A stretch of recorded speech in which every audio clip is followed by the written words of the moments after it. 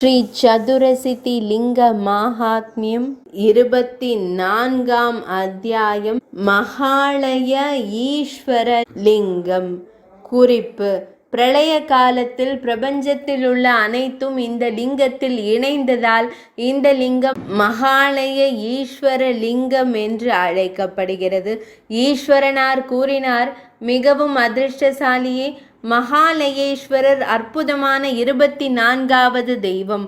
முன்பு நீங்கள் என்னிடம் இவ்வாறு கேட்டீர்கள்: பகவானே, பிரம்மதேவரில் தொடங்கி ஒரு புல்லின் கத்தியுடன் முடிவடையும் அசையும் மற்றும் அசையாத உயிரினங்கள் உள்பட 3 உலகங்களும் தூய எங்கும் நிறைந்த ஆன்மாவான தங்களால் மட்டுமே படைக்கப்பட்டு ஆதரிக்கப்பட்டு வியாபித்திருப்பதாக நான் கேள்விப்பட்டேன். மௌனத்தை கவனிக்கும் மாறாத முனிவர்கள் மிகவும் மகிழ்ச்சியடைந்து மகிழ்வுடன் இருந்தனர். மகேஸ்வரரே, அவர்கள் உங்களை 3 உலகங்களுக்கும் காரணம் என்று அழைக்கிறார்கள். பூ மற்றும் புவகில் தொடங்கும் 3 உலகங்களும் உங்களால் படைக்கப்பட்டவை. உருவாக்கப்பட வேண்டிய அனைத்தும் ஏற்கனவே உருவாக்கப்பட்டவை மற்றும் கரைந்தவை. ஆயிரக்கணக்கானவை. தேவர்கள், தானவர்கள், கந்தர்வர்கள், முனிவர்கள், சாரணர்கள் மற்றும் அரவங்களின் படைப்பு, உணவு மற்றும் அழிவு ஆகியவற்றை நீங்கள் மீண்டும் மீண்டும் பார்த்திருக்கிறீர்கள். ஆனால் பகவானே, நீங்கள் எங்கே நிற்கிறீர்கள்? அசையும் மற்றும் அசையா உயிரினங்களை கொண்ட பிரபஞ்சத்தை மீண்டும் உருவாக்குகிறீர்கள். நீங்கள் இதை விளையாட்டுத்தனமாக அளிக்கிறீர்கள். அது அவசியம். ருத்ரனுக்குரிய ஒரு கிரகத்தின் வடிவத்தில் இருக்கும் இந்த மகாலய என்ன? அதில் பூஹ் மற்றும் புவகில் தொடங்கும் 3 உலகங்களின் முழு தொகுப்பையும் நீங்கள் வைத்திருக்கிறீர்கள். இப்போது நான் தங்களுக்கு கூறுகிறேன், கவனத்துடன் கேளுங்கள். பிரளயத்தின் முடிவில் பூமியில் தொடங்கி அனைத்து கூறுகளும் மகா காலவனத்தில் உள்ள மகாலயம் என்ற ஒரே இடத்தில் வைக்கப்பட்டன. மகாலயம் என்ற இடம் எனக்கு மிகவும் மகிழ்ச்சி அளிக்கிறது. அது அற்புதமானது மற்றும் மங்களகரமானது. அதன் சிறப்பு பிரம்மலோகம் மற்றும் பிற உலகங்களை விட அதிகமாக உள்ளது. உயர்ந்த பிரம்மத்துடன் ஒத்த ஒரு லிங்கம் என்றும் அங்கே நிற்கிறது. அந்த லிங்கத்தில் நடுவில்தான் அனைத்து அசையும் மற்றும் அசையாத உயிரினங்களும் தக்க வைக்கப்படுகின்றன. பிரம்மதேவர் மற்றும் பிற தேவர்கள் மற்றும் பகவான் ஸ்ரீ மகாவிஷ்ணுவும் அங்கேயே நிலை நிறுத்தப்பட்டுள்ளனர். தேவி, அனைத்தும் லிங்கத்திற்குள் உள்ள இடத்தில் உள்ளன.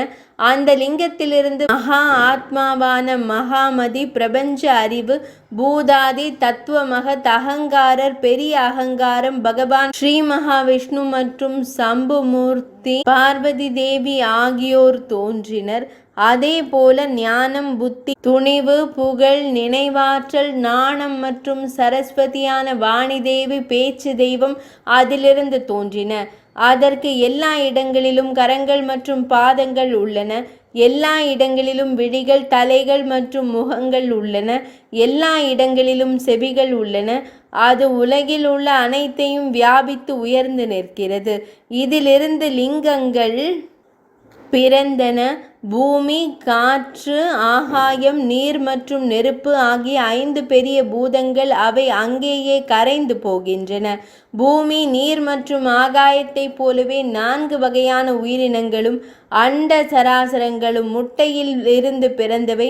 உத்பிஜ, தரையில் துளைத்து வெளிவரும் மரங்கள் போன்றவை. ஸ்வேதஜ, வியர்வையால் பிறந்தவை. புழுக்கள் போன்றவை. மற்றும் ஜராயுஜ, உயிருள்ளவை. 4 விதமான பிறப்பின் குறிப்பிடத்தக்க அடையாளங்கள் இந்த லிங்கத்தில் காணப்படுகின்றன.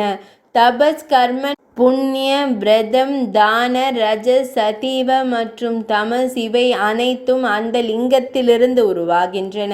அதில் உண்மையான பிரதிபலிப்பு நித்திய பிரம்மம் உள்ளது. அதேபோல் சத் மற்றும் அசத் இரண்டின் தன்மையுடைய நுட்பமான வெளிப்படாத காரணமும் உள்ளது. அதிலிருந்து பிதாமகம், தாத்தா, அதாவது பிரம்மதேவர், ஒரே பிரஜாபதி, தலைவர் பிறந்தார்.